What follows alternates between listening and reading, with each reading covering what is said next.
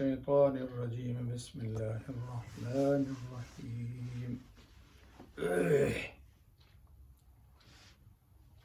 الحمد لله رب العالمين الحمد لله وكفى سلام على عباده الذين اصطفى اما بعد. محترم سامعین، آج عقیدے کا چوتھا درس ہے، یعنی سبق نمبر 4۔ آج کے درس میں، پہلے درس میں اللہ کی توحید بتلائی گئی تھی۔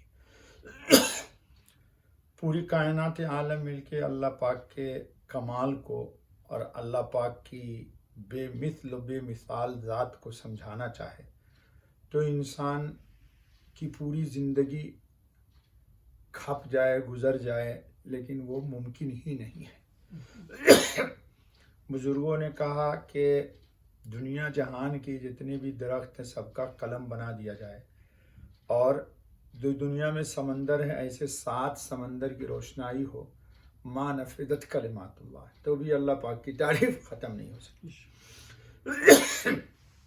خیر، تو آج ہمارے کے درس میں ہے کہ کوئی چیز اس کی مثل نہیں، یعنی کوئی چیز اللہ تعالیٰ کے برابر نہیں۔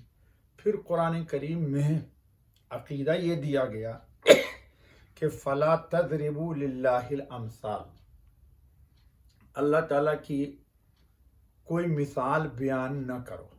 کسی بھی مثال کے ذریعے اللہ کو سمجھایا نہیں جا سکتا ہے۔ کیوں؟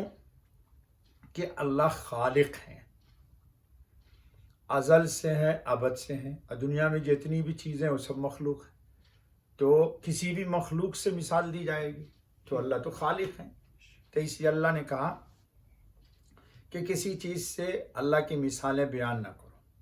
لیکن قرآن کریم میں ایک آیت ہے، اللہ نور السماوات والارض مثل نورہ کمشکات فیہا مصباح، تو اس سے بظاہر اعتراض ہوتا ہے کہ اللہ نے تو خود ہی بیان کیا ہے۔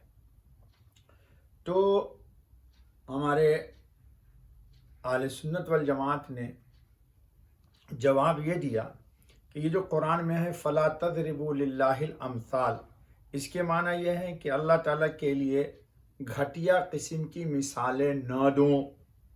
جی، گھٹیا قسم کی، جیسے روایت میں ہے کہ اللہ پاک زمین و آسمان کو پیدا کرنے والے ہیں۔ جی، قرآن میں بھی ہے کہ اللہ وہ ہے جس نے رفع السماء بغیر عمد ترونہا، اور اللہ نے 7 زمین پیدا کیے۔ جی، تو یہ اللہ کی اس سے کبریائی ظاہر ہوتی ہے۔ لیکن یہ نہ کہو کہ اللہ تعالیٰ استغفر اللہ وہ ہے جس نے گندے جانور کو پیدا کیا۔ جی، تو اس سے اللہ پاک کی تعریف نہیں ہوگی، بلکہ ایک درجے میں اللہ تعالیٰ کے لیے پیدا خالق اسی نے کیا ہے، لیکن یہ بیان کر کے انسان کو نہیں بیان کرنا چاہیے، اس سے ممانعت کی گئی حدیث میں۔ تو جیسے مشرکین اپنے خود ساختہ معبودوں کی عبادت کرنے کے لیے یہ دلیل دیتے کہ ما نعبدہم الا لیقربونا الی اللہ زلفیٰ، کہ ہم ان معبودوں کے ذریعے اللہ کے قریب ہوتے ہیں۔ تو اللہ پاک کا مقصد یہ ہے فَلَا تَضْرِبُوا لِلَّهِ الْأَمْثَالَ سے کہ گھٹیا درجے کی مثالیں نہ دی جائے۔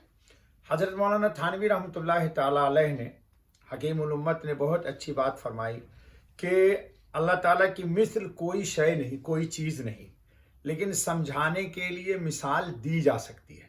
اللہ کا کوئی مثل نہیں ہے، اللہ کے برابر کوئی چیز نہیں ہے، لیکن مثال سمجھانے کے لیے کوئی چیز کے مثال سمجھانے کے طور پر کہی جائے تو ایسا بیان کیا جا سکتا ہے جیسے اللہ نے اسی میں کہا اللہ نور السماوات والارض۔ تو یہ عقیدہ نمبر 2 کی وضاحت ہو گئی۔ دوسرا عقیدہ یہ ہے کہ کوئی چیز اس کی مثل نہیں۔ تیسرا عقیدہ مسلمانوں کا ایک یہ ہے کہ کوئی چیز اسے عاجز کرنے والی نہیں۔ کوئی چیز اللہ تعالیٰ کو، یعنی کوئی چیز ایسی نہیں جو اللہ کے ارادے میں رکاوٹ بن جائے۔ اللہ ایک چیز کو کرنا چاہیں اور کوئی چیز حائل ہو جائے اور اس کام کو اللہ کو نہ کرنے دے، ایسی کوئی چیز مخلوقات میں نہیں ہے۔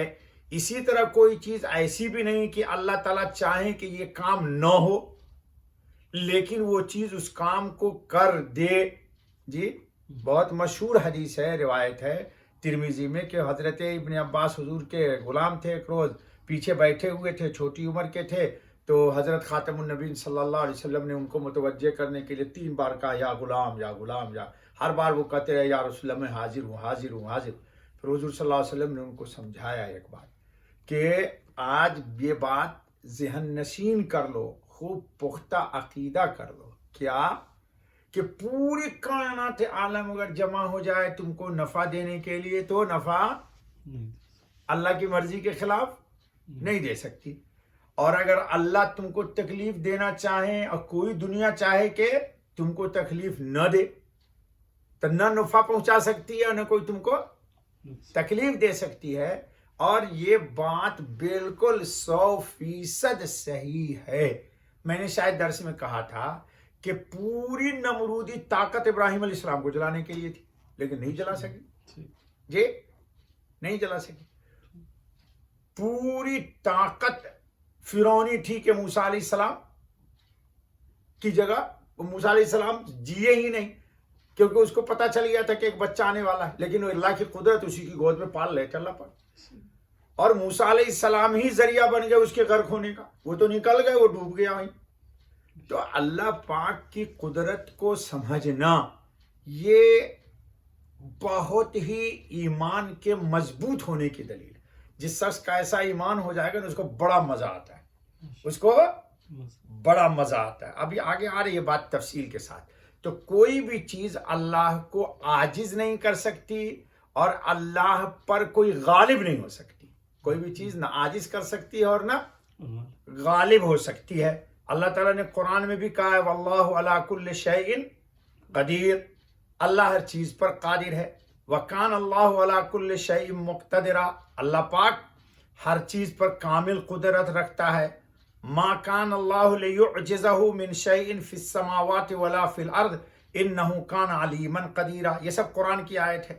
اللہ تعالیٰ ایسا نہیں ہے کہ آسمانوں یا زمین کی کوئی چیز اسے عاجز کر سکے، بے شک وہ ہر چیز کو جاننے والا ہے اور ہر چیز پر قادر ہے، ہر چیز پر قادر ہے۔ تو دنیا کی کوئی بھی چیز اللہ کو عاجز نہیں کر سکتی، اور اللہ کسی چیز کو وجود دینا چاہیں، اللہ کسی کو عزت دینا چاہیں تو کوئی ذلیل، اور اللہ تعالیٰ کسی کو ذلیل کرنا چاہیں تو کوئی عزت نہیں دے سکتا۔ فرعون کی پوری طاقت موسیٰ علیہ السلام کے خلاف ہے مگر موسیٰ علیہ السلام کا کچھ نہیں کر سکی، اور پوری فوج اس کی اور پوری طاقت اس کے پیچھے ہے لیکن اس کو ڈوبنے سے بچا نہیں سکی۔ تو یہ عقیدہ رکھنا بہت ضروری ہے۔ تو آج کے درس کا حاصل یہ ہوا کہ کوئی چیز اللہ کو عاجز نہیں کر سکتی، اور نہ اللہ دینا چاہے تو اللہ کو ہرا سکتی ہے، اور اللہ تعالیٰ کی کوئی بھی اس کائنات عالم میں مثال نہیں ہے۔ وَلِلَّهِ الْمَثَلُ الْأَعْلَىٰ۔